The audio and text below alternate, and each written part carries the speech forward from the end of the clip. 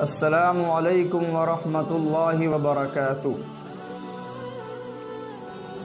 یہ وظیفہ ان حضرات کے لیے ہے جنہوں نے کوئی امتحان دیا ہے، کوئی اسکول کا امتحان دیا ہے یا کسی مدرسے کا امتحان دیا ہے یا کسی اسکول و کالج کا امتحان دیا ہے، انجینئرنگ کا امتحان دیا ہے یا ڈاکٹری کا امتحان دیا ہے یا حفظ قرآن پاک کا امتحان دیا ہے۔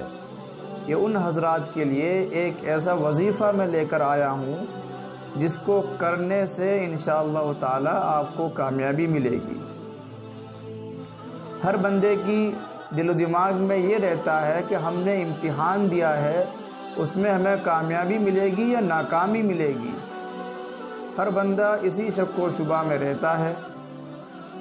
امتحان میں کامیاب ہو جاتا ہے تو اسے خوشی محسوس ہوتی ہے، امتحان میں ناکام ہو جاتا ہے تو بندہ کمی محسوس کرتا ہے، مایوس ہو جاتا ہے۔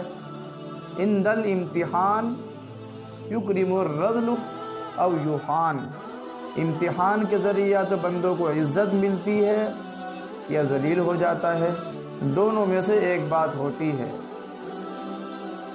تو میں آپ حضرات کے سامنے ایک چھوٹا سا وظیفہ، بالکل آسان وظیفہ ہے، جس کو 3 دن کرنے سے اللہ تعالیٰ آپ کو امتحان میں کامیاب کرے گا۔